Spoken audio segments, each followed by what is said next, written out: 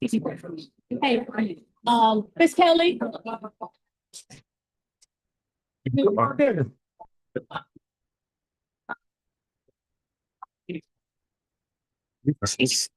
See. Okay. I need my corrections. I need my paper. You should put your paper. See.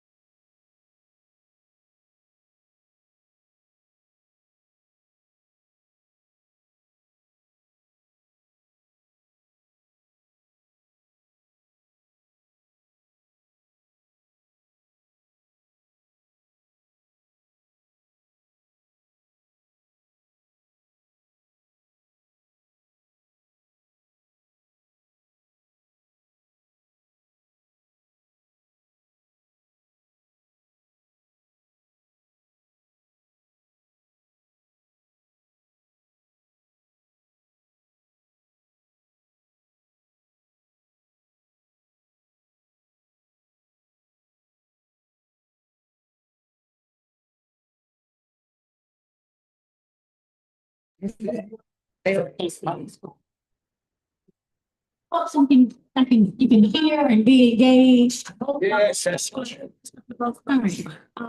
Mr. Jones, who is the founder and editor of the Capital Beast, please join me. Yeah, be finally here and be engaged. Yes. Thank you all for being here.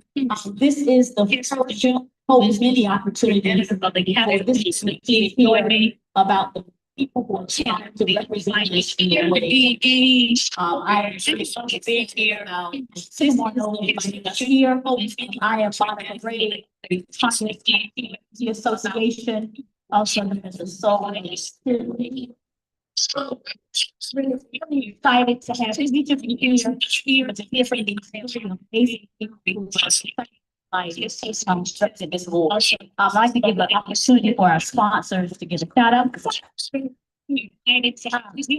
School board members, Mr. Joy, thank you for being here.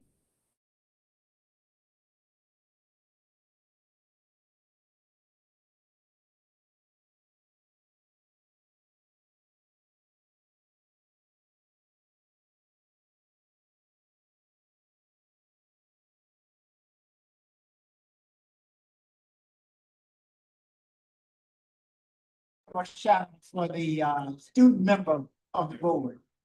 Ref. Looking for a church home. I'm just excited about being here and trying to help bring the information to residents of Boyd. That's all I have to say. Thank you. Thank you. I'm going to turn the floor over to comedian extraordinaire, Miss Stacy Fu, who's our moderator tonight. And our co-moderator is Miss Kelly, who is an adult learner from the Community College Preparatory Academy, who told me today she just finished her 4th IT cert. So I'm happy to have her here. Give it up, and I'll give you guys the floor. All right, so good evening, everyone. So this is going to be an interactive form, right? So I know normally when we're on Facebook, it's easy to type, but now we're in person, so we need to amplify those same keyboard fingers and Twitter fingers and stuff with our voices today.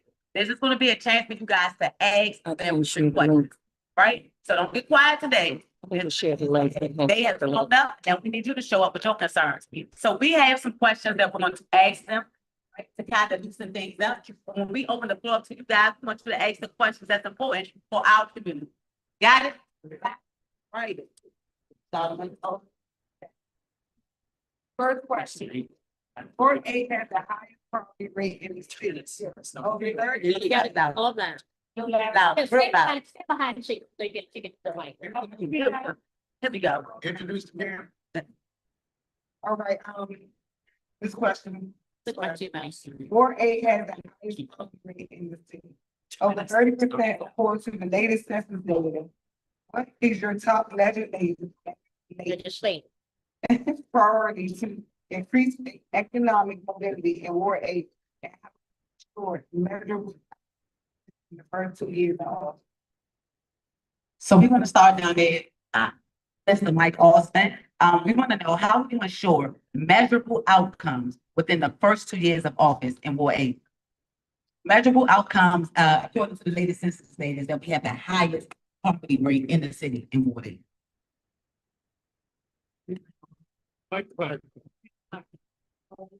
Yeah, but they came in.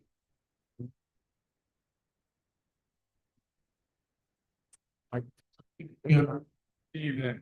My name is Ty Constance, and I'm running to be your next Ward 8 council. So the question just on clear was how we're gonna leverage. So, Ward 8 has the highest poverty rate in the city, over 30% according to the latest census. What is your top legislative priority to increase economic mobility? And how we ensure metric outcomes starting now? yeah, thank you.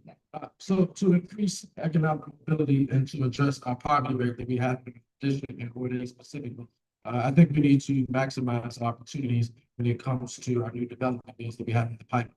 I think we have unique opportunities to make sure the Ward 8 is at the forefront of all these opportunities, making sure that we're auditing and doubling down the DSLBD to increase our small business growth, because it's one thing I know to be true, that Ward 8 businesses tend to hire more Ward 8 residents. So I want to make sure that we're definitely auditing DOES as well. And so to that point, we're going to make sure that we are honoring source requirements and using all of our activities and our tools to ensure that not just meeting the bare minimum, but that we're expanding our purchase opportunities, which requires set aside. I want to create additional set aside just for Ward 8 businesses. I think that's a unique opportunity for Ward 8 to be the forefront and center for all of these new development deals that we have coming to really address our economic disparities. I think that goes directly to our poverty crisis that we have, and to address the second part of the question, which was how would we make sure that we're doing this in the first 2 years? I think we'll be doing more oversight of DSLBD and DBS. So that means making sure that not just during oversight season, but we're getting our fair share of the budget and we're doing our due diligence outside of the oversight season to make sure that we are.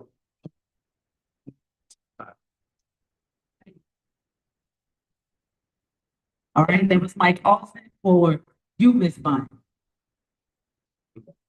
Education and workforce readiness.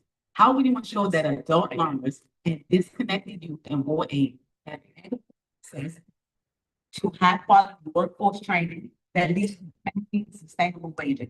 Hold on, Sheila. Maybe say something. Yes, Okay, no, okay, I'm sorry, I'm jumping in. So this is still for you, Ms. Bond.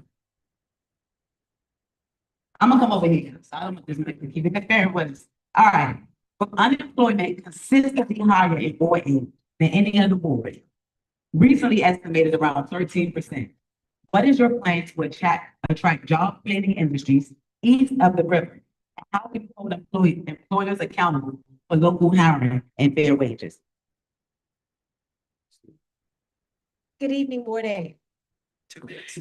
Thank you. I am Sheila Bunn, and I am running to be your next Ward 8 council member. One of the things that I definitely want to focus on is making sure that we are working with our Deputy Mayor for Planning and Economic Development to ensure that we are funding programs like the Neighborhood Prosperity Fund, that we are incentivizing businesses to come to Ward 8 to hire our residents, making sure that we have more sit-down restaurants, making sure that we have amenities like dry cleaners or going to a youth guest. I want to make sure that we are working with our business community, being intentional about seeking businesses and amenities that we don't have here in Ward 8. I want to make sure that we are supporting our small businesses. They are the backbone of our community, making sure that they have money for storefront improvements, for capacity building, making sure that burdensome processes within DSLBD are taken away so it makes it easier for them to thrive and to survive. We also want to make sure that we are looking at incentives that the city can offer to help employ our residents. I want to make sure we're looking at vocational training for our young people and for our adult learners, making sure that if college is not an option for whatever reason, you leave high school with a career path. So working with our local unions, apprenticeship programs, making sure that we're connecting our adult learners, our young people with those programs so they can come out ready for a career and with high paying wages and benefits for life. Thank you.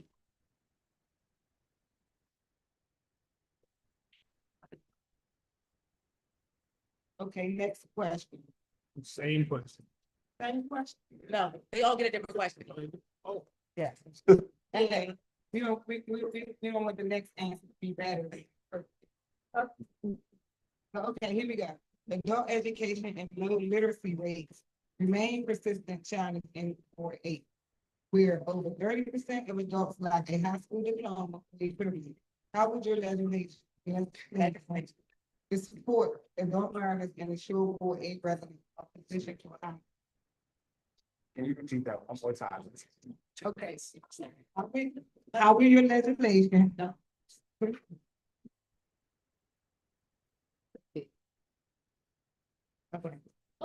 Reset. Have a seat. I'm sorry. Can I please apologize? I gave you some instructions that we didn't follow, so I want to make sure that everybody is a fair shot at responding the way they should respond. So the first thing that should happen is there's a 2-minute opening statement from each campaign. And we need to go back and make sure you guys get the opportunity to do that. In the categories, there are 3 category questions for each category. You'll each have the separate question in each category. The first category, which you've already started, was economic development. And I think Mr. Salim did not get his economic question. So we'll start with resetting for your opening statement, and then we'll start with Mr. Salim on economic development.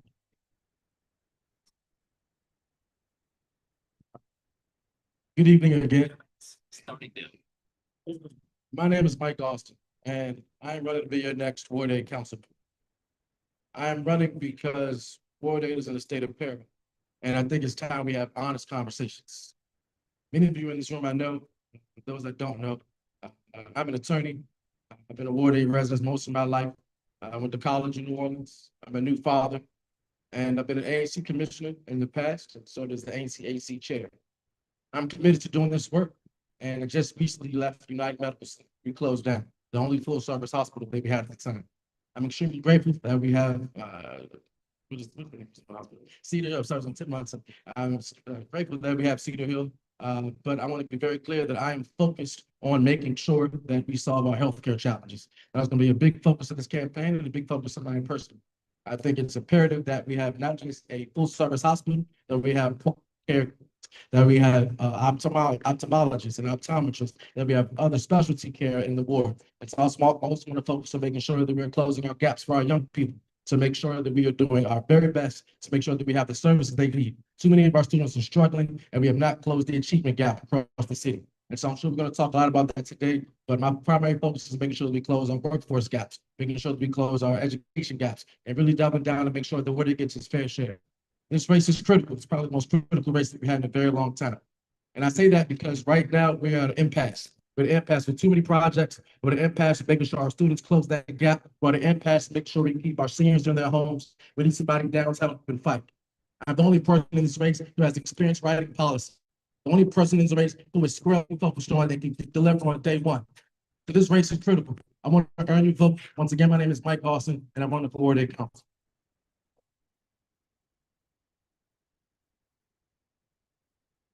Good evening again. Good evening again, Ward 8. I'm Sheila Bunn. Thank you. Thank you to our sponsors. I am homegrown right here in Ward 8. I'm a native Washingtonian, a native Ward 8-tonian. I grew up in Congress Heights, right here on MLK Avenue. I live in Bellevue, where I'm raising as a single mother my 15-year-old daughter. I want to be your next Ward 8 council member because I have a deep love and passion for the community that raised and made me. I've spent nearly 30 years in public service working on behalf of this community and our city.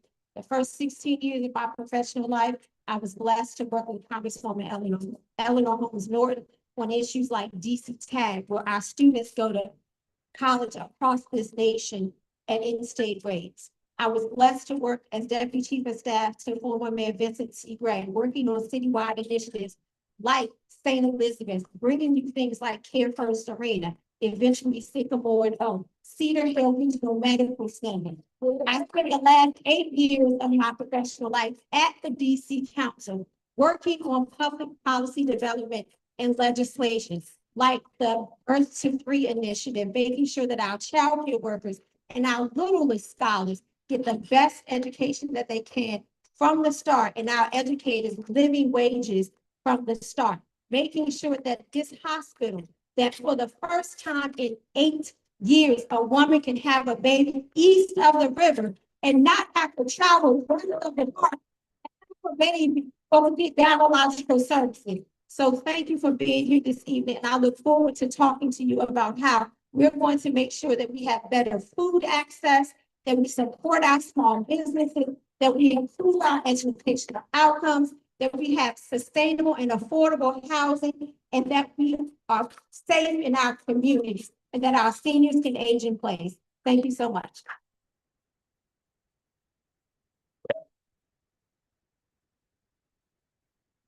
Good evening, everyone. My name is Salim Adolfo, and I'm currently the chairperson of Advisor Neighborhood Commission 8C. And I want to say welcome to 8C, welcome to our submission. Welcome to Sycamore Oak. I've had the opportunity as a commissioner to work on this project along with Soul of the City, the Congress Citizens Association, and just residents in the neighborhood. And the reason why that's important is because we want to reimagine what Ward 8 is. We want to reimagine what our lives could be like in this community. And this edifice that you're sitting in is an opportunity that was promised to us years ago, and now the promise has been kept. And as your next council member here in the ward, I want to make sure that the promises that we claim that we want to deliver to you are kept. So what does that look like? We had a hospital that was decommissioned when this one opened up. So that's a new opportunity for us. That's a new opportunity for us to have a town center. That's a new opportunity for us to have new jobs. It's a new opportunity for us to think of places where our children can go, where our elders can go, where we can just go watch a movie. These are some things that we don't currently have. We have to think about what do we want our future to be. And the fact that we're here in a place where I work with our residents, with our residents, to make sure that we can get the permits that we needed, to make sure that hiring fairs happen, that we can get folks from right here in this community to be part of their success is something that I'm proud of. I want to say thank you to the Congress Citizens Association. I want to say thank you to them because having civic associations is very important for our vitality in this community. And we need to be working and organizing to make sure that the institutions that have legacy in our community can be here to be a part of our future. Thank you.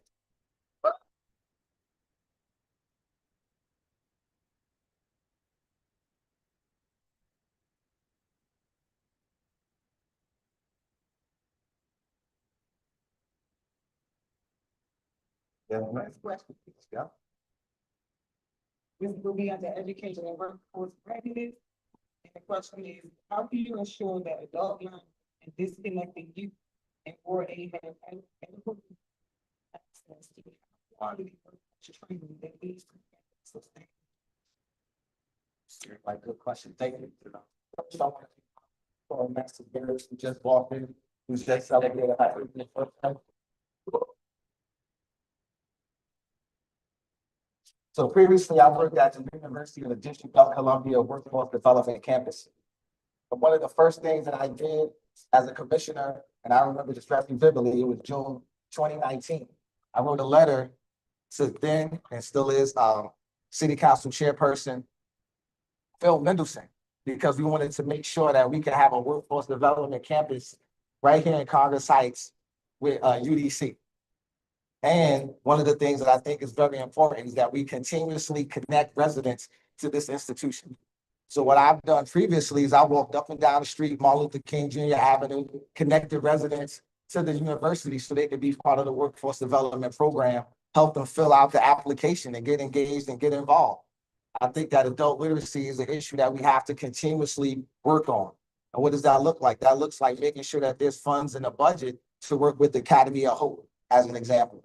Because we have to make sure that our adult learners not only just have the institutions, but have the culturally competent people that can work with them and not treat them just like they're another number or just another file on the desk.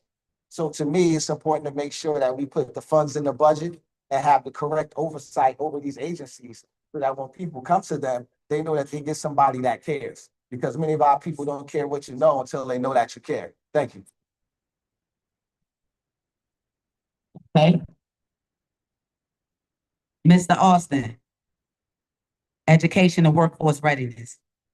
Adult education and low literacy rates remain persistent challenges in Ward 8, where over 30% of adults lack a high school diploma or equivalent. How will your legislation support adult learners and ensure Ward 8 residents are positioned for high growth careers? Literacy is power. For those of us who cannot read it, those of us who read below grade level, and for those across the board, we know that if you cannot read at level, then you can't do a math problem. If you can't read a grade level, you can't pass your driver's test. If you can't read a grade level, you can't sustain a good job.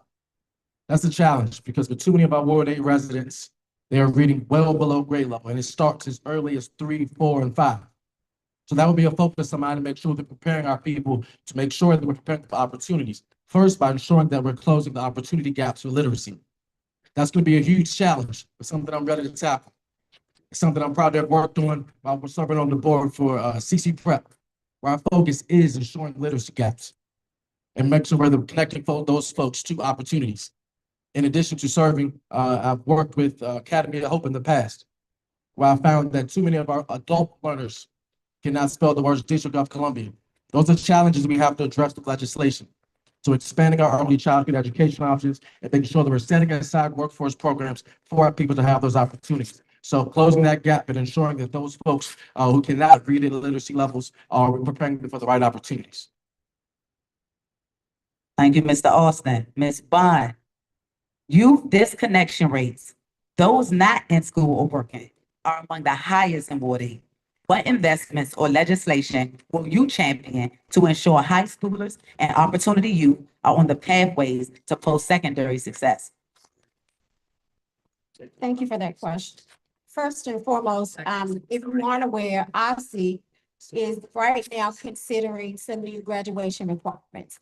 And in those requirements, you have to pick an op plan. So one of those, if you want to do CTE, or if you want to do AP dual enrollment or IP programs or individualized program. So I support OSSI's graduation revision requirement where you should be able to pick a career training option because college is not necessarily for all of our students. So coming out of high school, you should either be college ready or career ready. So one, supporting those graduation revisions. Secondly, I want to build a strong partnership with our labor unions. How many in here know the greatness of a labor union? That you have great wages, they fight for living wages, they fight for benefits, and you're always employed. My father, the late James Bond, was a master barber by trade. And a lot of our young people, they learn by hands-on experience, or they just don't want to do college. And if that is the choice, we need to make sure that when they graduate, they can go to college or step into a career. So I want to build strong relationships with our unions so that our kids can go into those apprenticeship programs and come out making money and be self-employed and self-resilient at the age of college graduation. And I also want to make sure that we are strengthening our business community. Our business community is the backbone of our neighborhoods. They hire us. They keep money circulating in our communities. So the more that we support them and direct our youth to those businesses, they can also have living wages and continue to keep money within our community. Thank you, Ms. Bond. Mr. Adolfo. Okay, your question, affordable housing. Oh,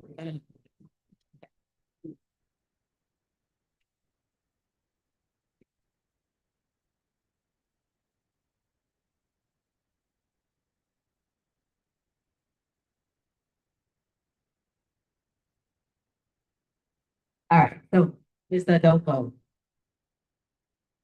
Workforce, education and workforce readiness, same categories we gave your opponents. How will you ensure that adult learners and disconnected youth and board aid have equitable access to high quality workforce training that leads to family sustaining wages, sustainable wages? Can you repeat that one more? Absolutely. How will you ensure that adult learners and disconnected youth and board aid have equitable access to high quality workforce training that leads to family sustaining wages? So your mom, your dad with 2 kids, yeah, but he need a job. Well, one of the things that I think is important is that we still have a partnership, that we instill a partnership in this community with DC Jail and UDC. So that when we have our citizens that will be returning, that they already have that opportunity while they're incarcerated. So that they don't have to wait when they get out. I think that's very important because they can learn the skill there and they can brush up on some of the things in terms of education, literacy, so that when they come out, that they can be ready to go into Academy of Hope or CC Prep and UDC so that they can further their education. So that's one. Two, making sure that our public schools, for sure, and offer the opportunity to our charter schools can work with CC Prep or work with the UDC and our GPO and many of our other workforce development programs. We can't wait till the last minute. We got to be proactive. We got to start those processes and we got to change the culture of how we view education. We got to start working with our middle schools as well, where our young people are at, and get them to understand that it's cool, that it's great, that it's okay if you want to be a learner. And we have many children in our communities that are doing great things, and we need to start to reward them for academic excellence. We don't need to wait until children are justice involved in order to say, okay, we got to address these issues. It's important that we do this from day one and make those resources available at our rec centers. My time is up. All right, thank you.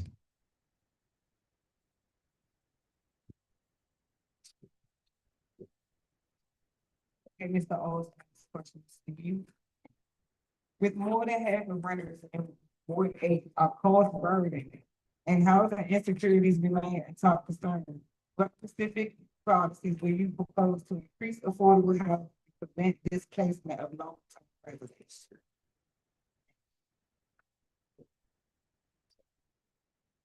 90 seconds, starting now. First and foremost, preventing displacement will be a top priority for my campaign and when we win this council office. When I worked for former Councilman Ruby May, we wrote a bill called the Displacement Prevention Act of 2015. The bill leverages Schedule H tax credits to ensure that residents in all major developments in and around the Congress Heights area and other major projects will not be displaced by capping the increase on your taxes if you're a property owner or your rents if you're a renter. We're going to scale that worldwide to ensure that we are not displacing our people as we open our doors for more opportunities. I think that's going to be a key focus to ensure that we can attract new development.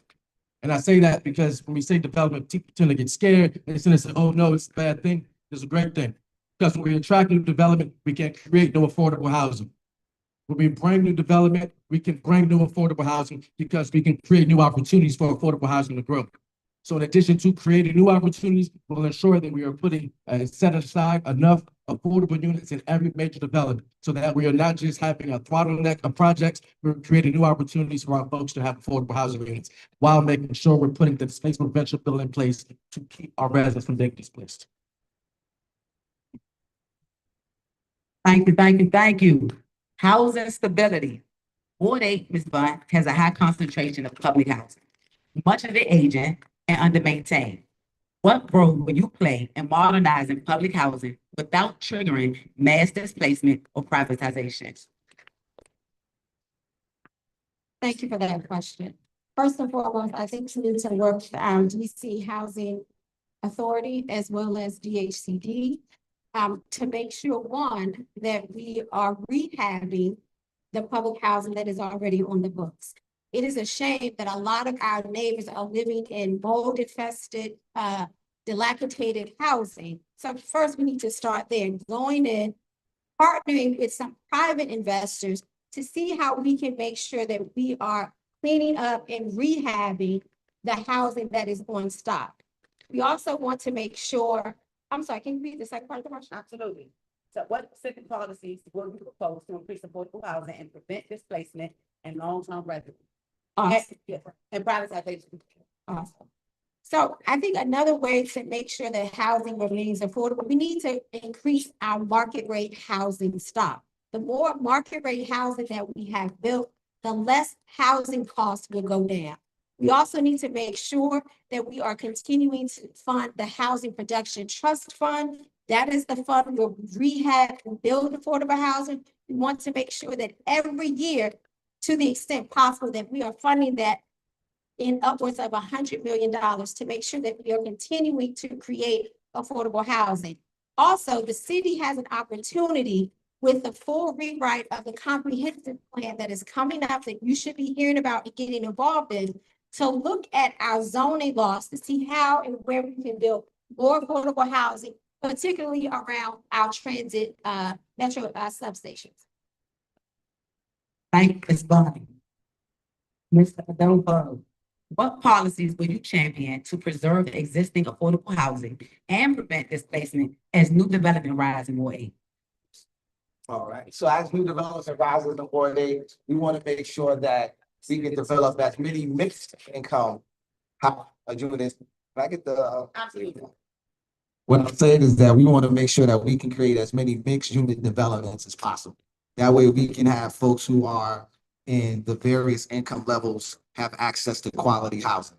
We do want to make sure that the Housing Production Trust Fund is definitely fully funded, but have better oversight over the fund. We want to make sure that is open more than one time a year. And we also want to make sure that businesses that are developing can learn how to apply to the Housing Production Trust Fund, because we find that many businesses that want to be a part of it don't know how, they don't know what to do in terms of filling out applications. And so we want to make sure that that's available. We also want to make sure we work with brothers like Gino right here, who's in Marbury Plaza, Langston Views now, that they can have opportunities to purchase, right? So we want to modernize TOPA and make sure that our residents who are in some of these buildings that need to be remodeled, that need to be rehabbed, can still remain in them once these projects are done.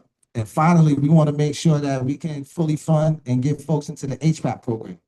We want to have oversight over many of these programs. Right now, I believe it's turning into a lottery, and that's not going to work for us. We want to make sure that people have access to these and they're learning about them. And they're learning about them when they're in high school, so that when they turn 18 and become adults and can step out on their own, that the first thing they're going to do is not to buy a car, that when you drive off the lot, it goes down half. We want to make sure that they can be homeowners in their own community. Thank you, sir. Okay, Mr. Mike. Your question is, gun violence continue to disproportionately affect this. I'm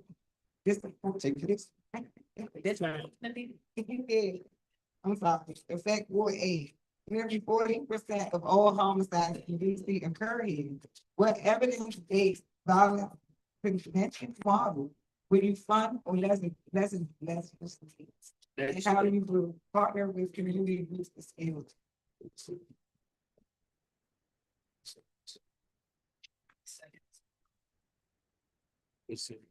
I'll be frank, I really like the violence prevention program that we had in place right now. I wish it were done effectively. I wish it wasn't used as a slush fund. I wish we treated it the right way, because we've seen it work in other major cities. So I want to double down the violence prevention model that we have in place right now. I want to see it used as a tool to make sure that the residents and the people who are most qualified to go in certain communities that have those relationships are able to make sure that we're curbing violence. So I want to do that first and foremost, because it is a great model. And when it was introduced years ago, it had a lot of promise. We just have not done it effectively. I support Councilmember Pinto combining the two agencies to make sure that we're having one general oversight agency for our violence prevention programs. Next, I want to partner with our literacy programs, partner with our adult vocational programs to make sure that our folks are getting into opportunities for high-wage jobs. I believe in my heart of hearts that violence will go down if we create new opportunities for our people. Our crimes are generally not about any kind of turf, or any kind of beef about any kind of colors or anything like that. It's generally always economic. So my focus is going to continue to be to ensure that we're creating new opportunities for our young people, new opportunities for our residents, because I believe in my heart of hearts that crime will go down with that. Thank you. Right, public safety and crime prevention, Ms. Bunn. Youth arrest and incarceration remain high in Ward 8. Despite promising alternatives like restorative justice, what will you do to ensure justice-involved youth have real second chances and access to community-based interventions? Well, first and foremost, since we are talking about youth, I really would like to have a conversation with our young people. And I'm so excited that on May 21st, there will be a youth candidates forum, because we always talk about things that we want to prescribe in terms of helping our young people. But I think that we need to start with talking to our young people and what the youth causes are for them, and get their suggestions on how we can help them stay being incarcerated. Secondly, I think we need to make sure that we are working with our community-based programs, that work with our young people, that they are offering the type of services that our young people need. If that is helping them, their education, if that is putting money in their pockets by helping connect them with jobs, making sure that educationally, that while they are in school, that they are getting help through structured and high-impact tutoring of their grades, that our rec centers, that our out-of-school time programs, that we have a plethora of those on the east side of the city, where our young people can have meaningful things to do and connect with the community. When we fix education, when we are focusing and making sure that our scholars are excited about school, that they are safe going to school, that they have safe passage going to school, they will not offend in our communities. And lastly, I really think that as a community, we need to wrap our arms around our young people. I grew up that if I did something, Miss Mabel down the street, my parents knew about it before I got home. She corrected me before I got home. We need to work as a community to wrap ourselves around our young people. Our churches need to wrap ourselves around the young people so that they feel the love and the support of this community, so that they can be productive young people that we know they are. Thank you, thank you. Elaine, I've heard some really great things about public safety and crime. What we often hear people say is, we want to know what your plan is as far as the youth and how crime has spiked, and what is the plan for accountability? Yeah, accountability and big one. You might got to loosen that belt too. I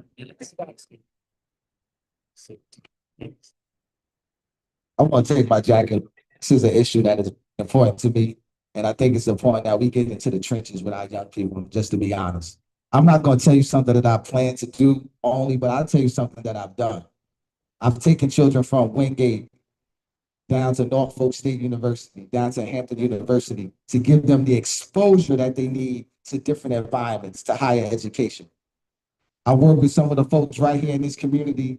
We go down to industrial bank, children with opportunities to learn about financial stability. We give them grants to open up bank accounts, because this is their first opportunity ever to even go into a bank, to learn about different things when it comes to financial stability. So when we're talking about addressing some of the violence in our community, we have to expose our children to a different alternative than what they see every day. I use my skills as a DJ to teach art to children at the Anacostia Art Center, to keep them off the streets and involved in something where they can take their creative energy and use it to do something productive. My grandmother used to tell me an idle mind is the devil's playground. So when we can get our children involved in activities that they relate to, that they connect to, then we can make sure that they're going to be productive. I want to make sure the Southeast Tennyson Learning Center is funded and it gets the resources that it needs, so we can teach our children science, technology, engineering and mathematics, because that's the foundation of building a community. We already have institutions in our community that we have to work with to make sure that they get the resources that they need to be the pillars in the community that they already are. Thank you. All right. Because I didn't get to say this in the beginning, guys, and I see the room is filling up, I just wanted to say that, on behalf, this whole thing was put together on behalf of Congress Heights Community Association, along with our partners at, Elect Ed, the Congress Heights Partnership, and the Capitol News. I'd like to welcome you all to the first Board 8 Council Member Candidates Forum for this special election here at Sycamore and Oak. So we dove right into it. We was a couple of minutes behind. That's why we got straight into the questions. I just want to give y'all the format on how the rest of this, forum is going to go. So what you just heard was some of our format questions, where myself and my colleague asked our candidates a round of important questions about topics that you guys have said were of high priority to you all. After the next 2 questions that we asked them, that's a part of the forum format, we're going to move into a different round where we're going to ask moderated round questions. Got it? All right, and then we're going to allow you guys to answer some questions. So we don't have a lot more to go for you guys, but we kind of want to get to know our candidates. Do y'all feel like y'all know these candidates so far? Make some noise. Have they answered your question? No, let's see if we still have questions. Okay, we're gonna keep getting it cool. We're gonna move into mental health. Okay, Mr. Kamari, here we go. Ward 8 has the highest rate of diabetes, hypertension, and infant mortality in DC, reflecting stock health inequities. What legislation tool will you use to ensure access to primary care, mental health services, and nutrition in aid? 30 seconds starting now. Our healthcare crisis is indeed a crisis. 60 seconds starting now. Closing United Medical Center and opening Cedar Hill is not enough. To address our diabetes issues, to address our prenatal care issues, we have to make it easier for physicians to open practices. We have to make it easier for diabetes and specialty care to open here in Ward 8. For those that don't know, I just left United Medical Center. I was one of the attorneys there, and I focused on a lot of issues. One of my primary jobs was talking to the residents during a time of crisis. What I found was that a lot of times our folks didn't realize the healthcare challenges they had until they came to the emergency room. They would come to the ER as their primary care doctor. That is an issue. Also, when talking to the physicians, I found out that it's too burdensome for them to open up practices here in the District of Columbia. That's not just a healthcare issue, that's a business issue. They said they cannot open up the practices that they want. So when we win this council race, we're going to make it easier for our physicians to open their practices here. Again, I'm not just talking about ophthalmologists or an optometrist. I'm talking about an ophthalmologist, a specialty care physician specializing in the eyes. And I talked about ophthalmology because I have glaucoma, right? And so there's only, to my understanding, one doctor over here on this side of the river who does ophthalmology. So when it comes to diabetes care, when it comes to prenatal care, when it comes to all these other specialty services, we have to make it easier for our physicians to open up practices here.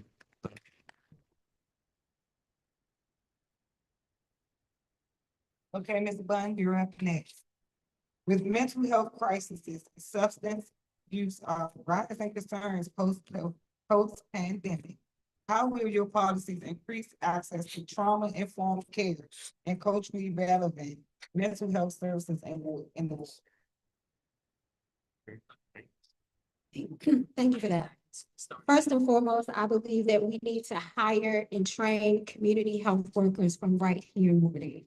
So when our people need mental health services, they're getting it from neighbors and friends that look like them, that understand their issues and concerns and lived experiences.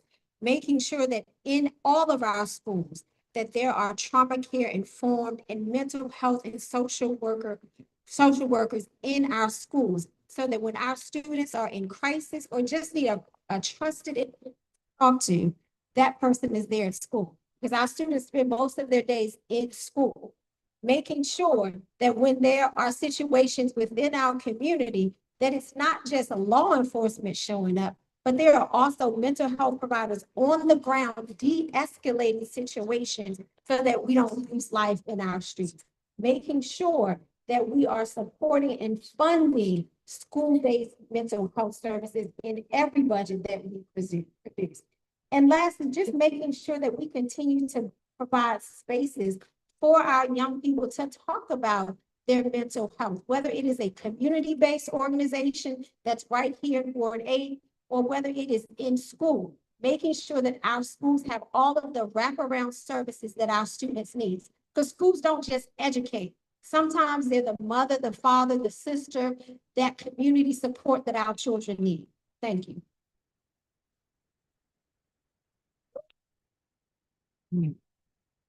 Mr. Adolfo, with the opening of Cedar Hill Regional Medical Center, how would you leverage this new facility to close longstanding health disparities in Ward 8 and ensure it becomes a trusted, community-centered institution, not just another building on the hill?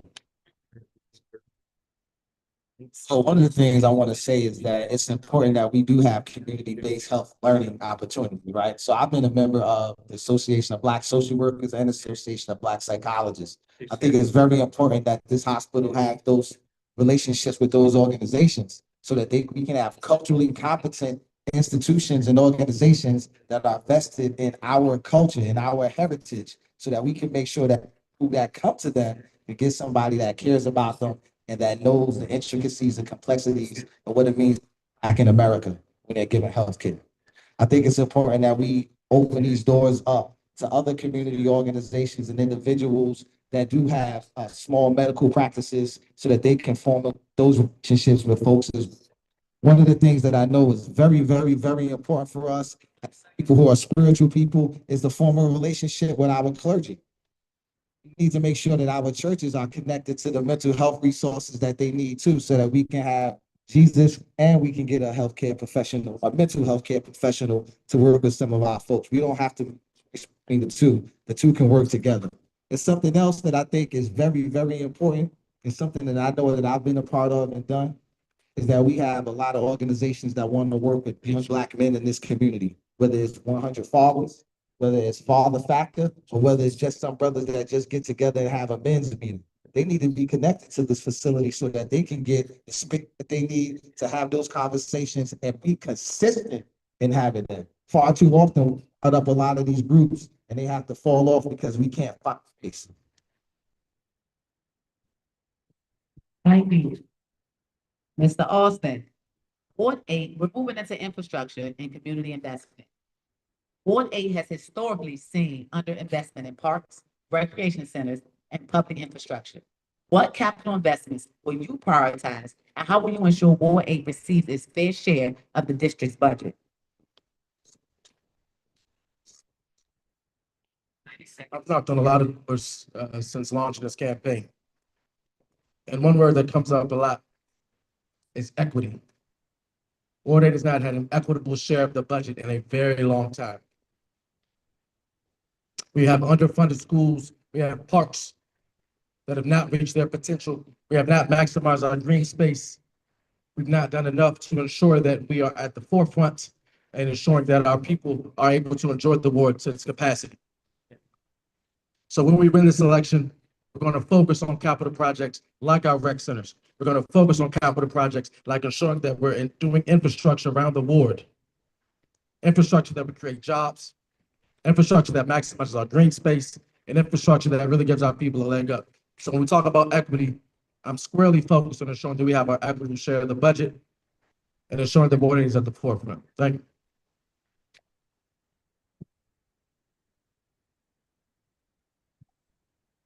Okay, Ms. Shalane, next. What are your top infrastructure priorities for Ward 8? And how will you ensure that the community voice guides public and private investments in our neighborhood? So I'll start with the first part. First and foremost, infrastructure, making sure that MLK Avenue is repaved and fully done, because it's been promised for a long, long time. So one, making sure that our major roads and thoroughfares are paved, and that our streetscapes look good. So that is the first part. Making sure that our rec centers that are already in the budget, that they stay in that capital budget. As you know, the district is facing an almost $2 billion budget crisis because Congress is holding hostage 1.1 billion of our dollars. And the CFO has already said that over the next 3 years, we're facing about $1 billion loss in revenue. So wanting to make sure that the new rec center at Fort Grevel stays online, making sure that our parks and our recreation centers here are fully funded, making sure that we continue to fight for the investments that we want to see in our neighborhoods. As your council member, I will work with you, the community, down at the Wilson Building, making sure that I'm leveraging my relationships with the other council members to get our fair share of this next budget. It's going to be a fight because we are facing some hard times in the District of Columbia budget-wise, but I am going to work my hardest to make sure that our infrastructure projects are protected, that our school modernizations are protected, because our kids deserve the best schools. Our residents deserve the best roads to bike and to drive on, and also making sure that where we have bike lanes and other projects like that, that those types of infrastructure projects are protected as well. Okay, so, Last question. oh, we- Infrastructure, we gotta ask.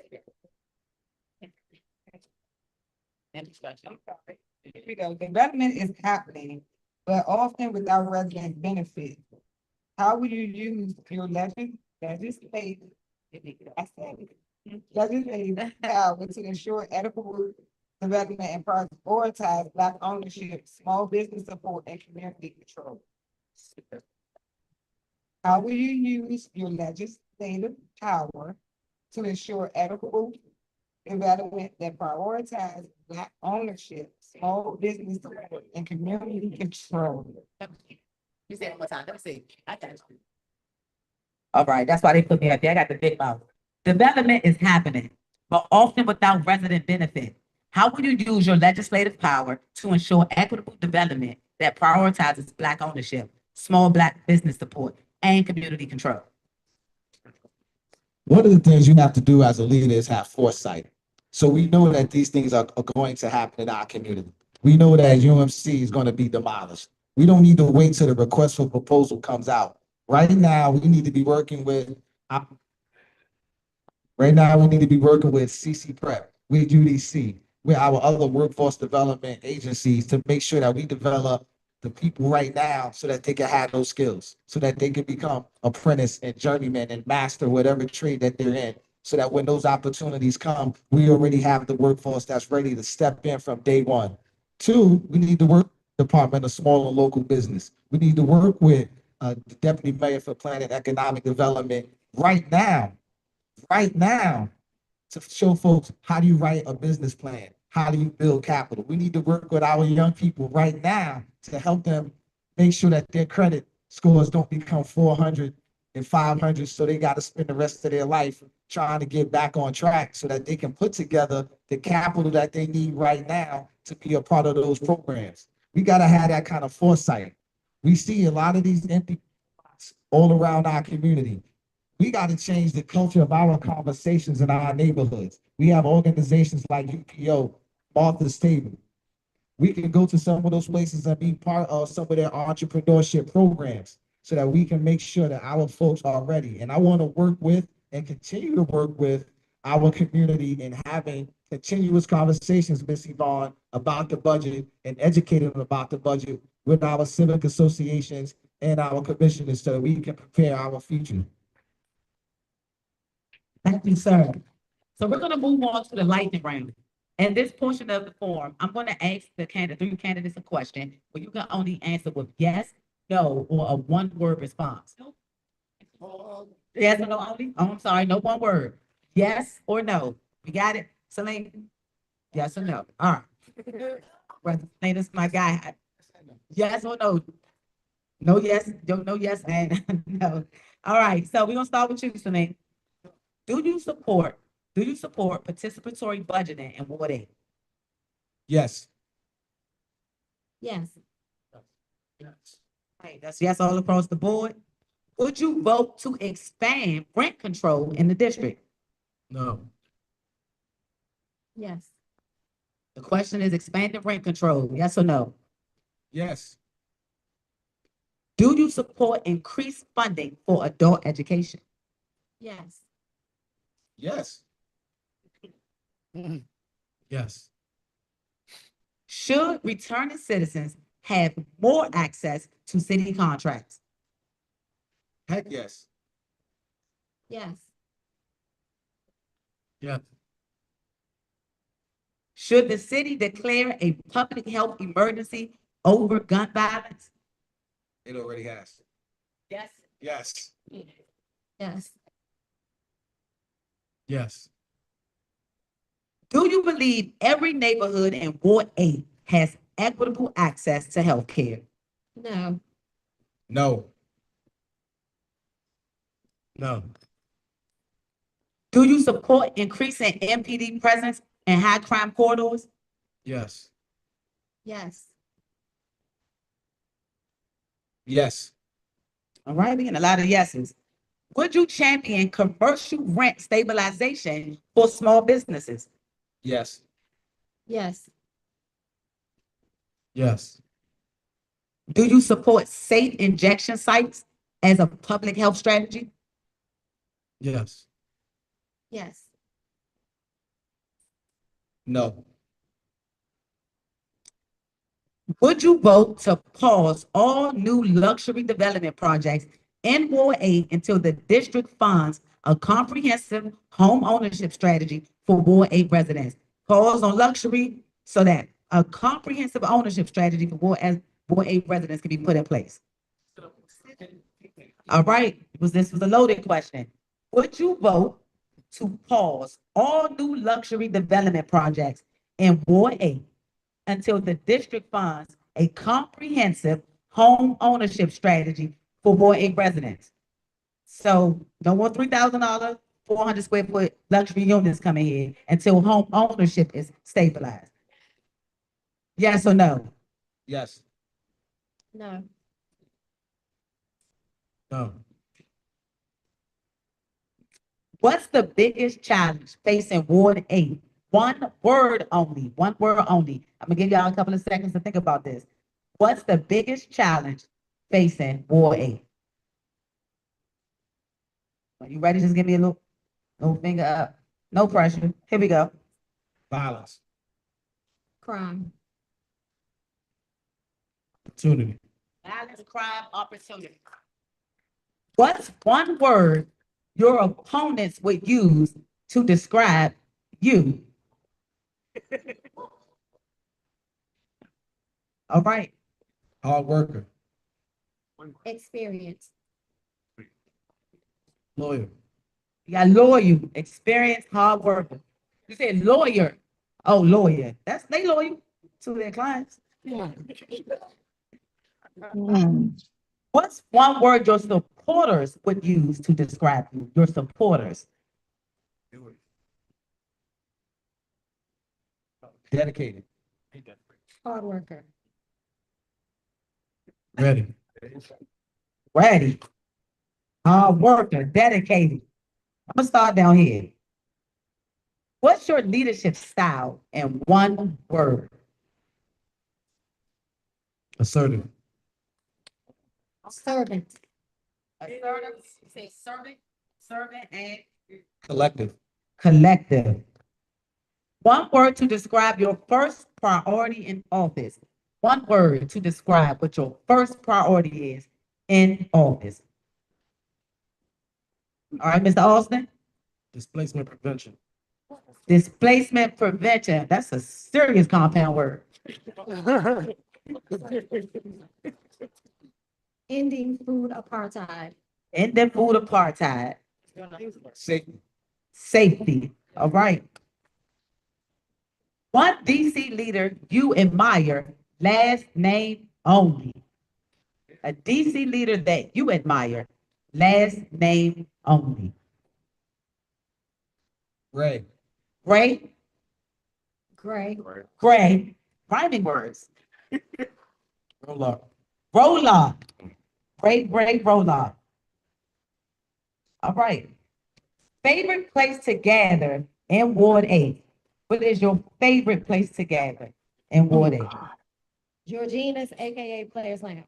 Georgina, shout out to Georgina's on the avenue. Ready, Mike? Players. Hey, if we got two for Georgina's, MLK and Malcolm X. that's a place, oh, just outside. We're trying to get y'all in the house and employed. We're trying to get them off MLK and Malcolm X. So now we know who be out there with the gray hair. If elected, your first phone call goes to. Come on, Ms. Bun, you got this. We stay on the boat. So don't call, but it is a prayer to my father, Jim, up in heaven. A prayer to her dad, James Bunt, up at heaven. First phone call, if elected. My mama. He calling his mother. Happy Mother's Day, belated Mother's Day, mothers. Who you calling, Mr. Adolfo? My mama. Two moms. Your mother's so important. All right. One word that defines community. What's a word that defines community to you? Love. You took my word, love. Two loves. Collective. Collective. Last question. One word you hope voters remember after tonight. One word. Celine. Ready. Celine, Ready, and Mike. Y'all give our candidates a big round of applause.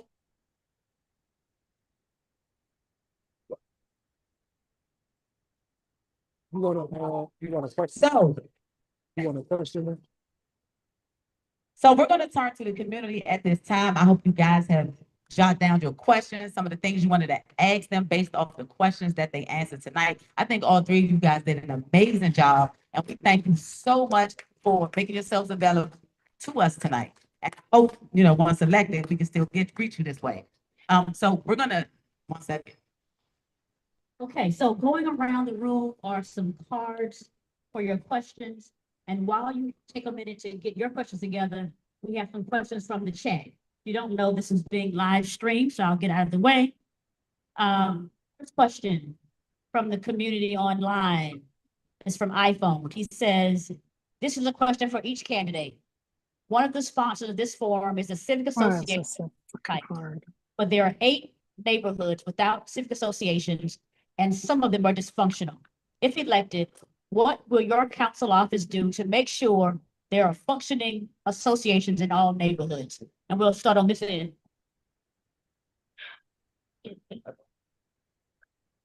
So when elected, we're going to work closely with the ANC leaders and our civic association leaders to ensure that we're touching the residents. And so we won't stop canvassing, we won't stop touching the residents. We'll attend the meetings to ensure that they're fully functional, that they have the resources that they need, and that they're a pipeline to the council office. The premise of this campaign and my council office will be an open door policy to ensure that our residents know they have somebody downtown fighting for them. So the residents also know that they have an open line of communication to me, so there is no issues there. And so there shouldn't be any dysfunctional civic associations when elected, because I'll work with them to build their capacity, providing the legal experience I can provide to ensure that they're fully functioning and they're well enough to serve our residents. It's a privilege to serve the residents. It's a privilege to serve Ward 8, and so our civic associations have to be fully functional to serve our community. So when elected, one thing that I want to do is start a Ward 8 Leadership Council, and a part of that council will be our educators, our churches, our ANC, and our civic leaders. And one of our purposes will be to identify neighbors and residents to run for ANC, to fill our ANC vacancies, to make sure that we do have strong civic associations in all of our neighborhoods. I also plan to work with the Anacostia Coordinating Council, Mr. Philip Pinnell, who has done tremendous work on making sure that there are vibrant civic associations in all of our communities. So that's the 2 things that I would do: a Ward 8 Leadership Council that will identify individuals to run for these offices, as well as working with the Anacostia Coordinating Council to keep up the great work that they've been doing in terms of making sure that there are functioning civic associations in each of our neighborhoods. Thank you. one of the things that I've already done is help make sure that we fill vacancies in our commissioner space, and I will continue to do that with our civic associations. I will continuously work with ACC, find folks who want to be a part of this, but I think it's important that we also find some young folks to step into this place and be leaders in these spaces, because far too often we find some of our senior citizens in these roles, and they're not always able to do some of the grassroots work that's necessary. So we want to make sure we find some young folks to work with some of our seniors so that we can have that guidance from our elders. Our youth are for war and our elders are for counsel. So we want to pair some of our seniors with some of our young folks. And I think it's important that as a council member, my office help provide that guidance and that structure on a continuous basis. Oftentimes we'll have a 1 or 2 day event and then the stuff goes to the wayside. It's important that we continuously set that time aside, whether it's every quarter or every month, to make sure that they can consistently get the support and the guidance that they need to make sure that these things happen. And finally, we will help raise the funds that's necessary to keep these things going.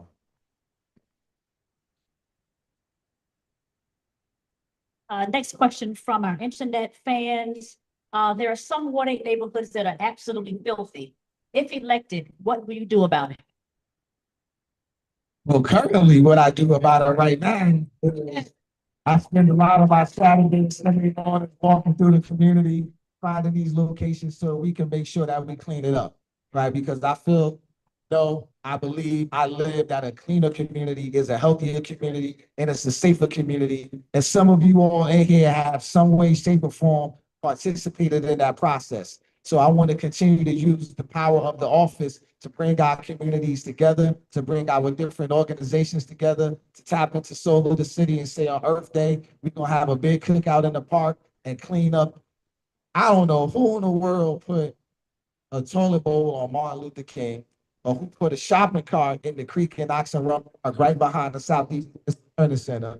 But we not scared to go into the trenches, into the dirt, into the river and stuff so we can have safe places for our children. So those are things that I would want to work with every commissioner and say, hey, once a month, let's make sure your single member district gets the resources that it needs and partner with community organizations, and we do cleanups on a regular basis.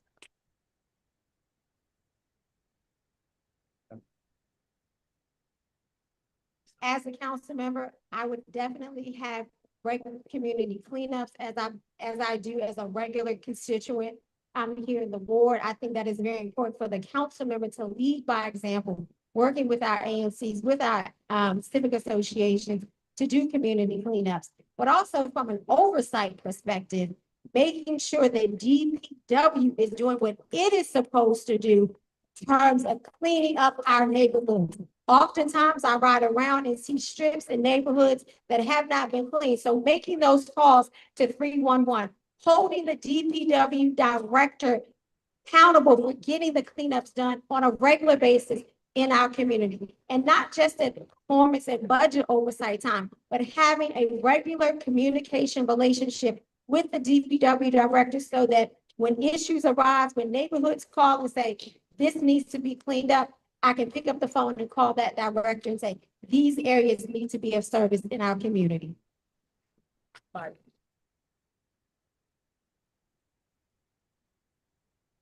When elected, let me not stop. Seeing trash in your community on a daily basis affects your mental health. It affects how you view your home. It affects how your neighbors view your home. It affects how your friends and family view your home when they come to see you. When I worked at the council, former council member Lou May, we worked on a policy, and in it, we established residential clean teams. We currently have commercial clean teams.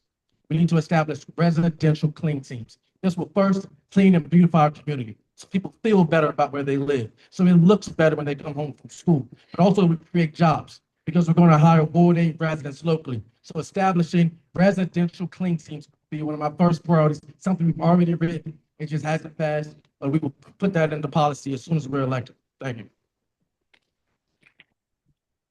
The next question is a yes or no question. You support term limits for elected officials? No. No. Yes. Next question, what are your ideas on addressing the benefits cliff? Residents making enough to lose benefits, but not enough to live in the city. Well, that's a very difficult thing, but I'm glad I got that answer. So one of the things that I want to make sure to do is work with our folks while they in their younger ages to make sure that they understand how to prioritize and save, that when these opportunities come, they're not sitting there faced with these decisions and not know how to make them, right? We want to teach folks how to be able to do for self, how to get the resources that they need so that when these opportunities are taken away, they're already prepared to step out on their own.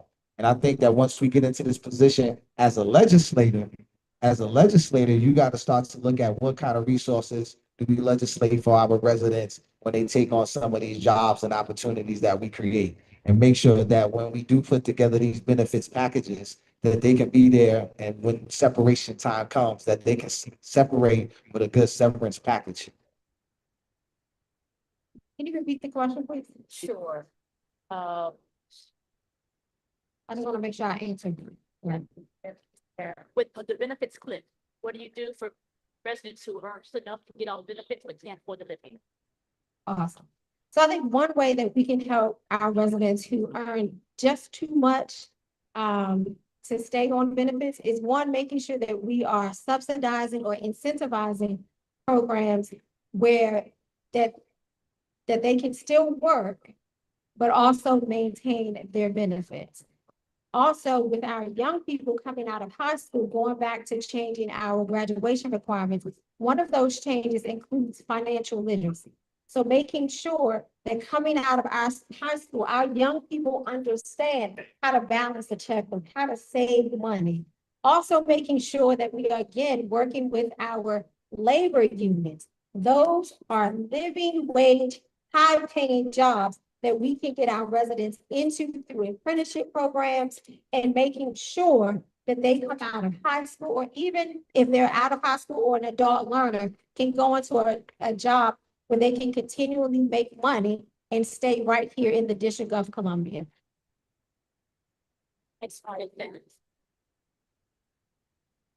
The DC Fiscal Policy Institute puts out these reports every year, and I often read them, and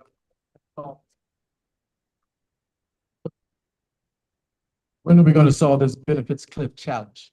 So yes, we can create policies for sure to make bridging that gap for them. First and foremost, it's really a work sure that our people who are currently on benefits need opportunities. Jobs. We're creating the jobs using our dollars and using our development deals to create these high wage workforce jobs. Next, we have to expand our certain vocational programs to make sure our people are prepared for the jobs of tomorrow. Those who are currently on benefits and assistance are prepared for those jobs, and create that pipeline through CC Prep, through our other adult charter schools, through our adult learning centers, so our people are prepared. There's too much discoordination right now, so we have to have a unified effort, sit them all at the table, and make sure that we're prepared to go, because there's too much opportunity coming for us to miss out. This election is crucial, and we have to make sure our people are prepared. And there's two more in the internet chat. The first one is, each of you have provided a policy that is already in process, that exists, and in some cases has already failed. What new process or policy do you plan to implement to affect the changes they suggest? Now I'll start this in, Mike. Question again. Each of you has already provided a policy or process that already exists or has already been tried or failed. What new process or policy do you plan to implement to affect the changes that you suggest? Policies that I've suggested have been implemented, so I'll just reiterate a few. One, the residential clean seems to beautify our community, so our people feel better about where they live, so they come home to work and school. Two, the displacement prevention bill that I discussed earlier, that's something I co-authored with Councilmember to ensure that rents and property deals. Now that those projects, now that those policies have been implemented, so I think that answers the question. Those policies. So residential clean seems to be a priority for sure, and residents, so there will be attract development projects to the board that are.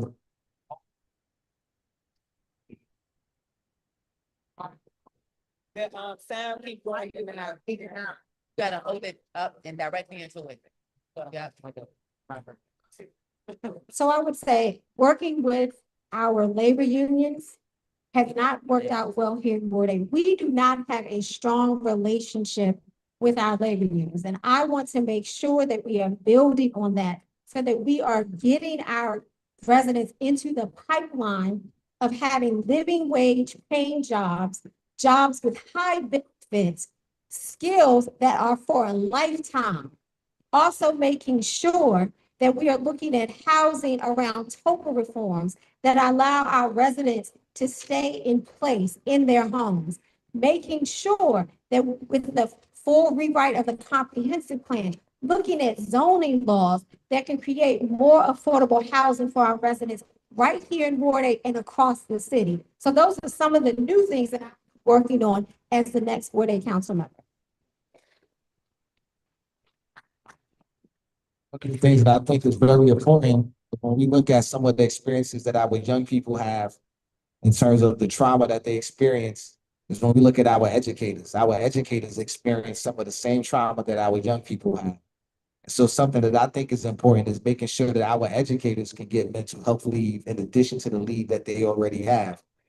They also need a chance to decompress, to get away, to recharge and re-energize themselves to come back to work on our young people and their families. So that's one. Two, I will want to make sure that we can have a moratorium on all of the liquor stores that we got. We continue to build our community. We gotta make sure that we do not keep putting mind-altering substances on these safe passage routes that we plan to have for our children.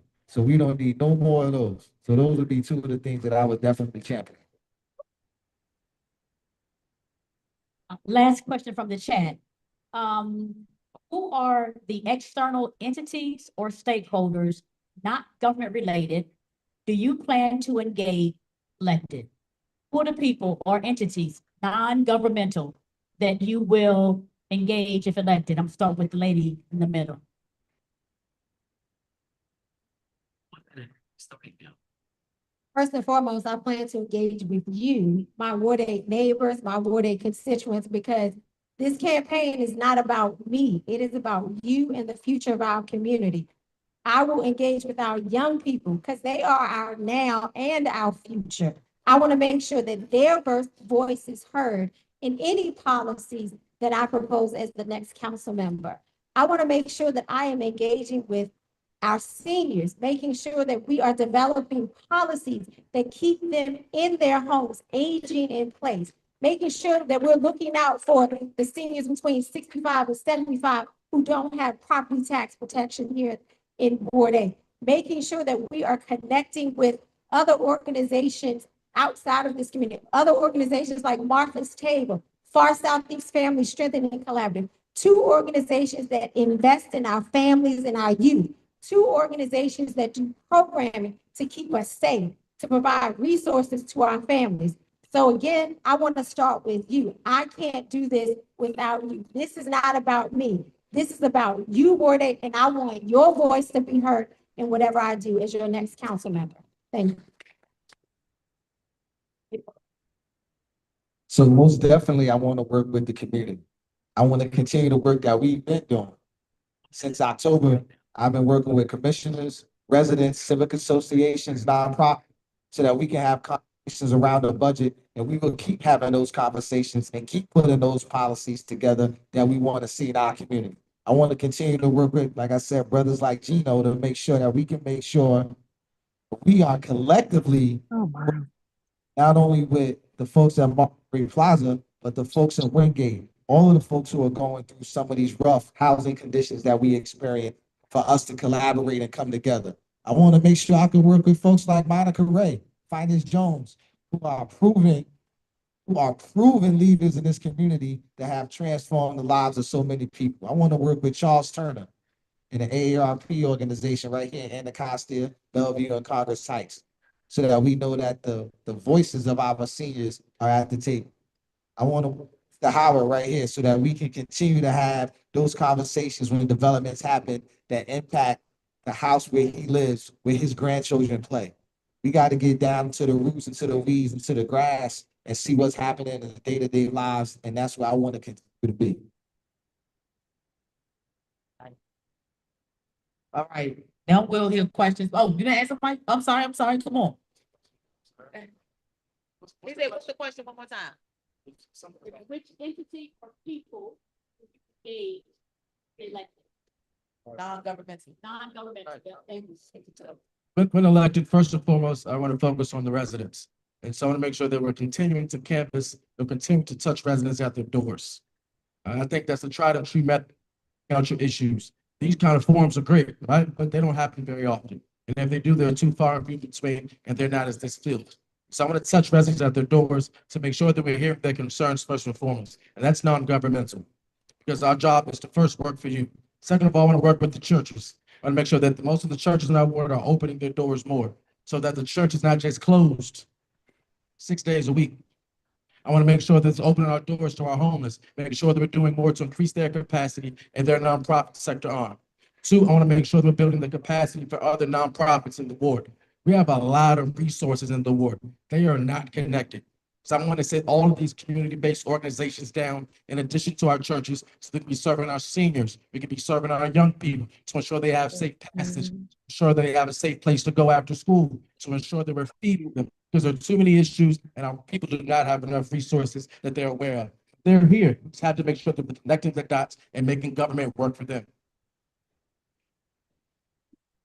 Okay, up next is with questions from the audience. All right, guys. Now y'all know ain't no hold back. So we got some questions on here. The District of Columbia has declared itself as a sanctuary city.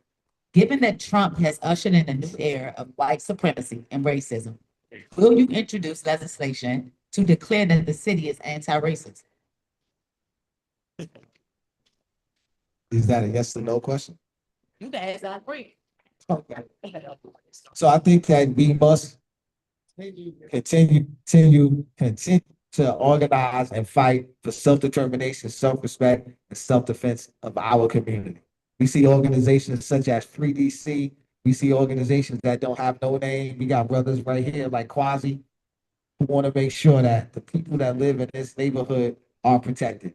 And so as the council member, you have leverage, you have oversight over agencies, you have something that is very powerful, and that's the position of your office, the influence to work with our residents, whether they were born here or they just came here, to make sure that we provide the resources for people that are in need, so that we can defend, protect our most vulnerable people. A lot of times we get folks that come here, if you ever go up to like Ward 1, we see a lot of people that may not speak English.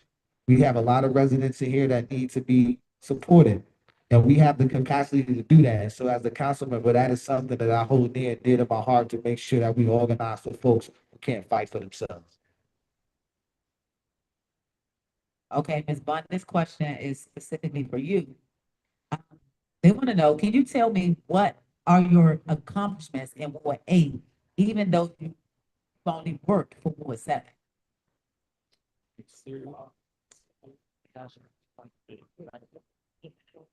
Well, I'll say one of my biggest accomplishments, we're standing in the middle of it. So I played a very key role in the development here at St. Elizabeth. When I worked for Mayor Gray, we started this work on St. Elizabeth. So being a part of those conversations, advising on the development of this beautiful site, being on the St. Elizabeth East Redevelopment Initiative Advisory Board, using my expertise and lending my expertise to the developments that are happening here. That is one of the biggest things in terms of accomplishments. For our Ward 8 scholars, when I worked for Congresswoman Eleanor Holmes North, being a part of the public policy development and legislation that gave us DC tag, so that our scholars can go to colleges across this country at in-state rates. Cedar Hill Regional Medical Center, proud of that. Yes, we need to do more with it, that it's so that it delivers on all of its promise, but very proud that we have a state-of-the-art facility that comes with urgent care facilities, and that we're working to make sure that our residents don't use the emergency room as our primary care physician. Thank you.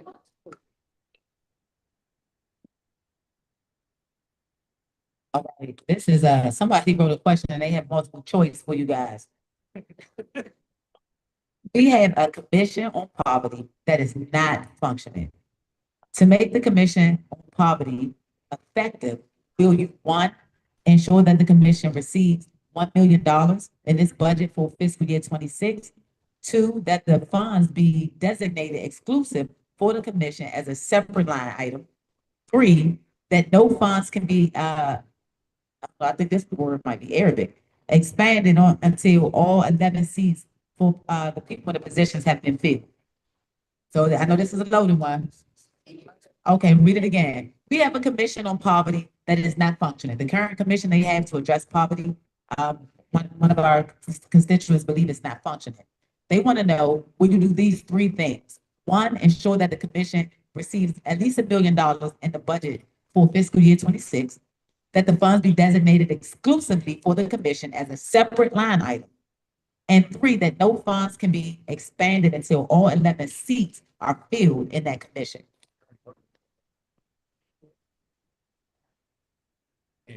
Read option two again. That the funds be designated exclusive for the commission as a separate line item in the budget. Which I would choose option number two, mainly because that definitely put the funds there that will be designated for them, so that we know that that's a line item in the budget. Fiscal 26, we won't be able to actually impact that right now, because by the time the council member comes on board, the budget will already been decided. Was it multiple choice on the three, or though that was the question answering all? So the first part of the question, we have a commission on poverty that is not functioning. And then to say to make the commission on poverty effective, will you one, two, or three? I don't know. It's not or, it's not either or. Will you all? Okay. Things, yeah. That's what I thought. Yeah, they didn't specify. Will you all three? So what I will say is, in honesty and transparency, given the district's fiscal finances right now, if I was on the council right now, I can't promise that I can put in $1 million, given that Congress is holding hostage 1.1 billion of our dollars, and over the next 3 years, we're looking to lose another billion. Can't promise that million, but I would work on funding of the Poverty Commission. Designating for the commission, yes.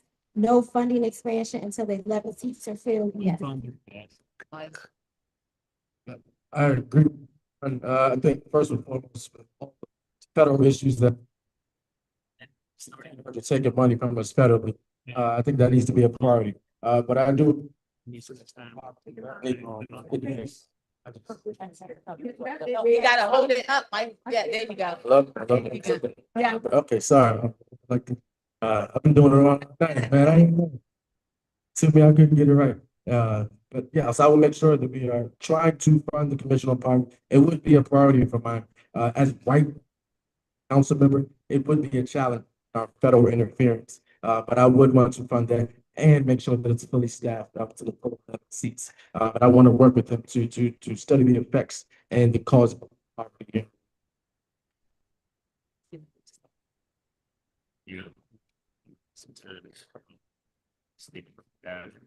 What do you do? And we only have 30 seconds to answer these questions now, Mr. Shoffley. 30 seconds on question and answers. What would you do about the rapidly growing digital equity divide throughout Ward 8? The rapidly growing digital equity divide in Ward 8. What to do about it? 30 seconds. One, I will make sure that we get the adequate technology services that we need so that we can get reception here in the ward. If you coming up Malcolm X Avenue, right off of 95, more than likely your cell phone service is going to cut out, or you don't even have access to consistent internet and Wi-Fi. So making sure that we can get the towers that we need right here in this community, and one is coming to Ballou High School. So that's something we're currently working on.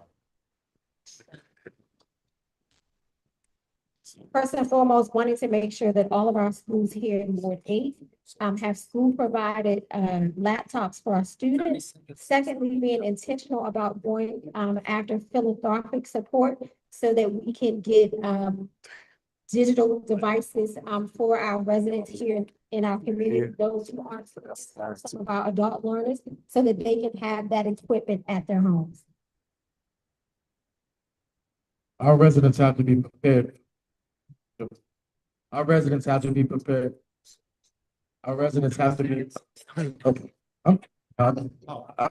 Well, Tam, I promise I'm not. So our residents, maybe it's this one, yeah. Our residents have to be prepared for the digital divide that we're currently living.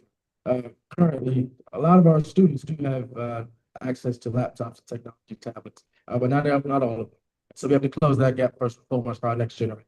We have to make sure our seniors are having access to technology. Some of the senior homes I've been to, a lot of them, they do have some access, not enough. So we have to expand it for our senior citizens to make sure that they know what's out there. They can use the apps, they can get on Facebook.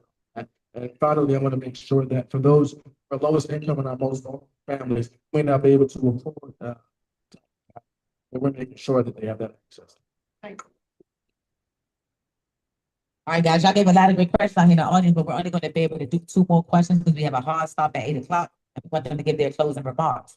This question says, share specific examples of how you've ensured community input is at the forefront of your decision making. Going forward, how will you be accountable to Ward 8 residents? 30 seconds. But one of the things that I was working with United Planet Organization, working with other commissioners, working with residents to get recommendations put forth. And we will continue to do that, whether we do it through doing surveys, asking folks questions on social media, sending out emails to folks trying to get input, but making sure that we do that on a continuous basis. And we've been doing that since October. So that's something that I would want to continue to do. And with the power of the office, now you can also leverage those relationships as well. And also ask our at-large members to come and be a part of that process. Last 2 questions. How will you, as the next Ward 8 council member, address the unhoused issue and youth homelessness? So right now we have 801 East Mid Shelter. We got to make sure that that shelter is getting the resources that it needs so that it can continue to be a state-of-the-art shelter for our residents. And then we can look at DC Housing Authority. We have a plethora of housing units that are left vacant that need to be rehabbed. And work with DC Housing Authority, making sure that there's funding in the budget for that to happen. And then we look at some of the developments that are happening to make sure that they can have mixed use units so that we can have folks from all income levels be a part of that quality housing. First and foremost, I think as a city, we need to develop a comprehensive plan to house our unhoused residents. A lot of them don't want to be in shelters, so they choose to be on the streets sometimes. So coming up with a plan that provides them with wraparound services, whether it is making sure that their documents are secure, making sure that they can transform into work, making sure that they have permanent supportive housing so that once they are into that housing, they have counselors that can work with them so that they can get trained for jobs and not repeat that cycle. Also, thank you. Right. First, we need to make sure that our current shelters are doing their jobs right. 801 East is not serving our men fairly.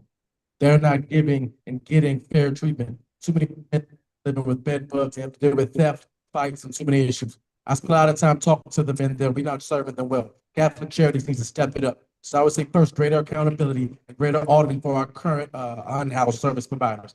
And then we need to make sure providing the wraparound support services to the other providers, because too often they're not being placed into job opportunities, and too often they're not being placed into opportunities to be successful and to go on and to leave their family supportive housing services.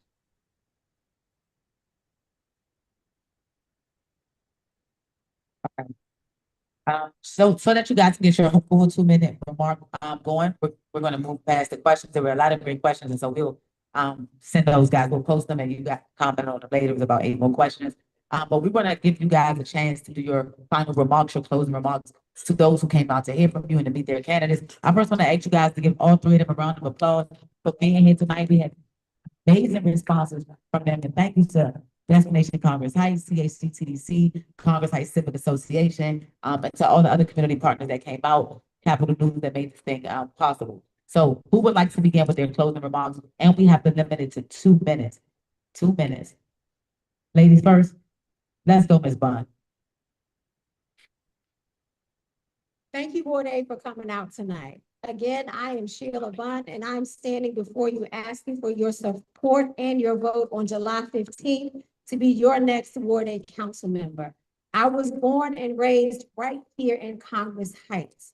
I grew up watching my father, the late James Bond, making sure that his neighbors had a proverbial seat at the table when you couldn't provide for yourself, or when you couldn't speak up, or if you felt like your voice didn't matter. He made sure that it was heard. And I want to be that person for you. I want to work collectively with you to work on ending food apartheid, making sure that we can feed ourselves when we only have one full-service grocery store on this side of Ward A. Supporting our small businesses like Dion's, like Kitchen Savages, making sure that they have the resources to thrive and to survive. Working on public safety so that we are creating safer neighborhoods, so that we can attract the amenities that we want here in our neighborhoods. Making sure that we are focusing on improving our literacy rates, improving our math proficiency, so that our children come out of high school, college, or career ready. Making sure that my neighbors, your neighbors, sustainable and affordable housing, making sure that those of us who are ready to own a home have the money and the resources to be a first-time homeowner, making sure that our citizens, our senior citizens, our seasoned citizens who have built up this city, who are the backbone of our communities, can safely age in place and don't have to move out of the neighborhood that they support. I am asking for the vote in your support on July 15th. I am experienced. I am ready to work for you on day one, and I appreciate you having me here this evening. Thank you.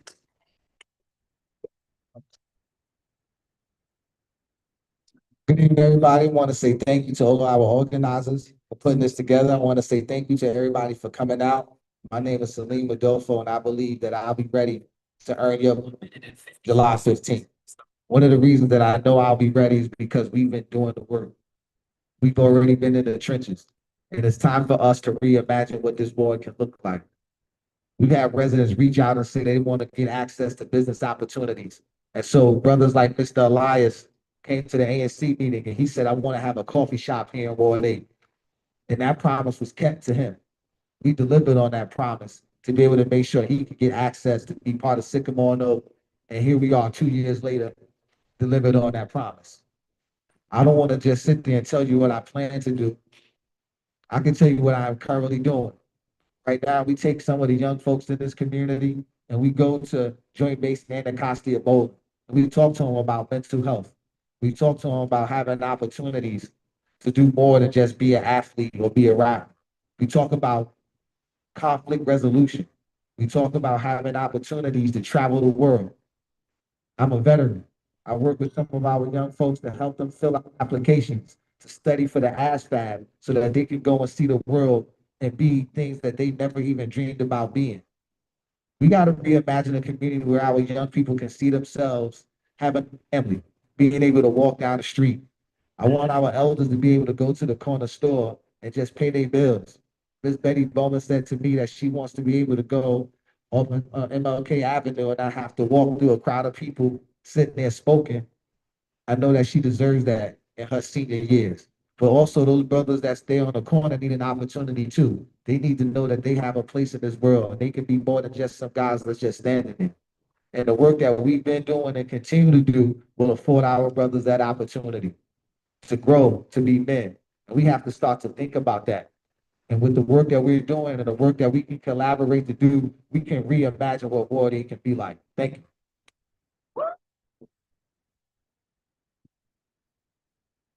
2 minutes. Good evening, everyone. I want to thank you all as well for coming out tonight. My name is Mike Austin. You've heard a lot tonight. I appreciate y'all for coming.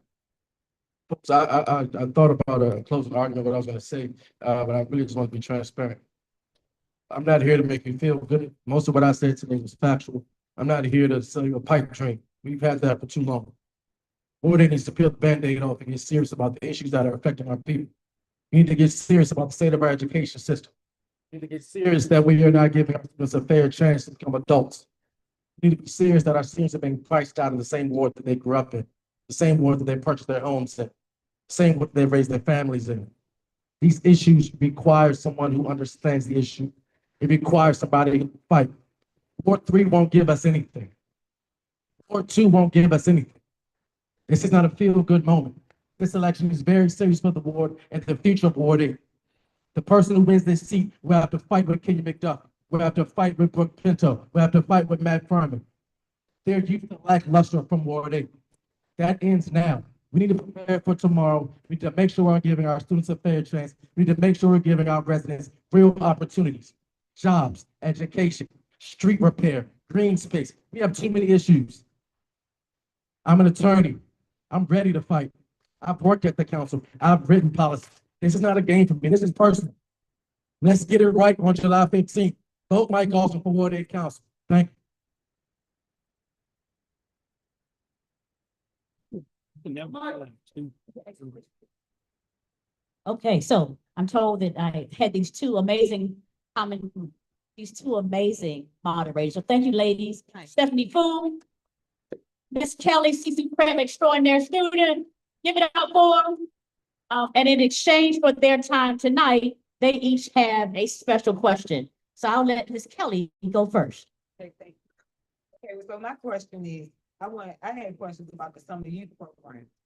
And why is there not enough jobs for the youth? And why is it a lot? The summer youth program is not a lottery. And I wanted to know, are you all going to provide summer jobs when you come in for the youth? This is definitely a lottery. Yes. From what I've seen, I don't think it's a question of if it's a lottery, or so making sure that there's just more access to some of the businesses or nonprofits or institutions that can take on some of our young people. So I would definitely want to work with some of the institutions in our community to make sure that those opportunities are there for our young people.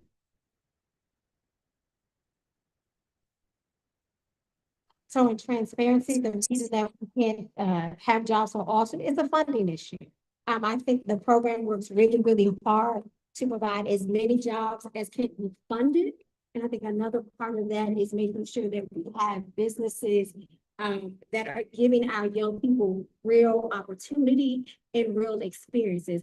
But as the next Ward 8 council member, absolutely, I will continue to support the Summer Youth Employment Program. I am a proud alumni of the Institute of the Marionberry Youth Leadership Institute, as well as the Marionberry Summer Youth Employment Program. So that is near and dear to my heart. So I will do my best to make sure that it is funded to the extent possible that our budget will allow.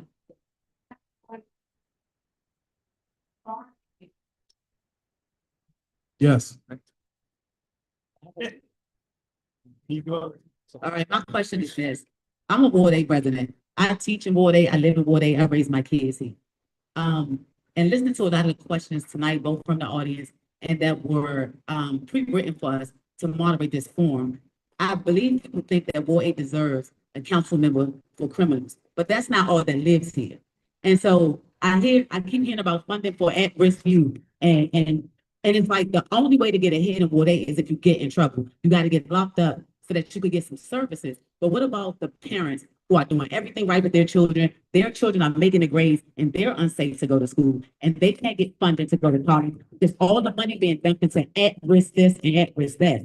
There are some people who are here to, they came here, to do all of the things right. And so I just want to make sure that this next council member, no matter which one of you guys becomes the council member, is the council member for all people, not just at-risk this and incarcerated that, return to citizen this. There's a huge group of people in Ward 8 doing everything right.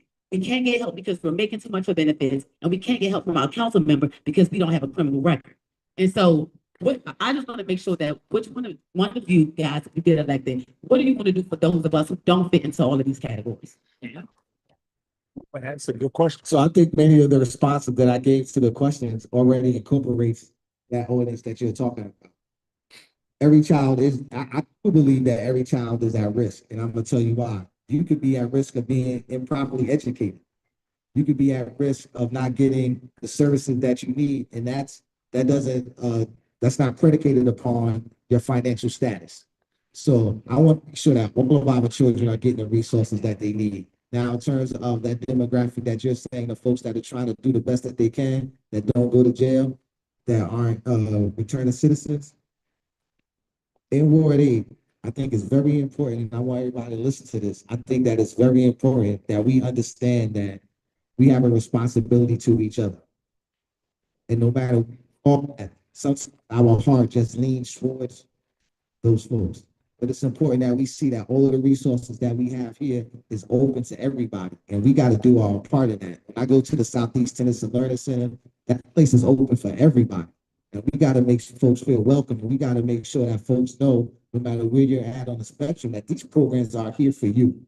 And what we don't do is make sure that folks that don't know that. And so to me, that's where I would like to make sure that my focus is at, and making sure that everybody here in Ward 8 knows that every resource that we have, whether it's in PR or it's in Bellevue, is open to you.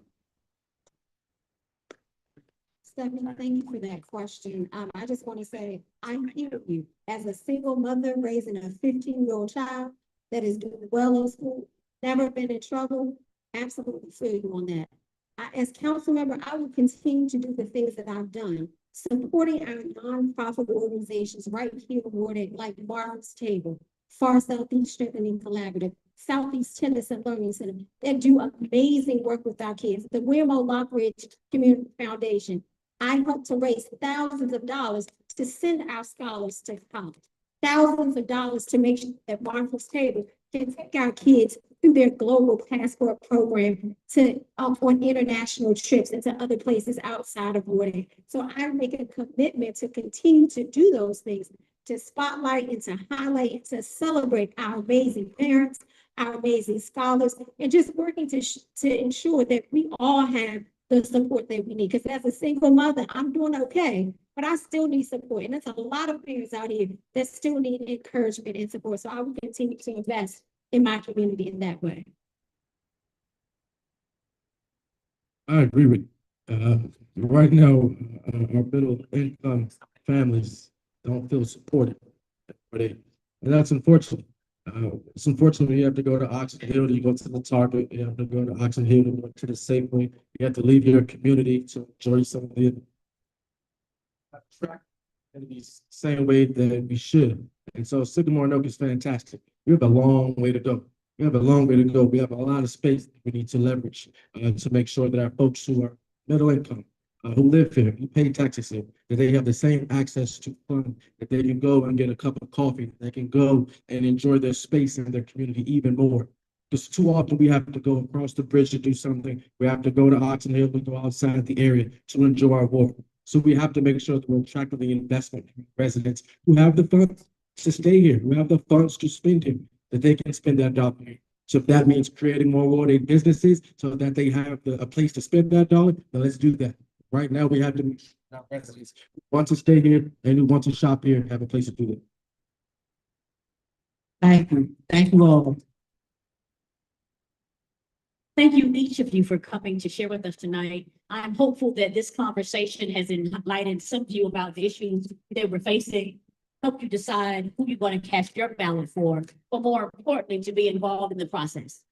The Ward 8 council race is but one of the fights that we have to fight, but we want to make sure we have a good choice now and hold them accountable later, but stay engaged at any cost.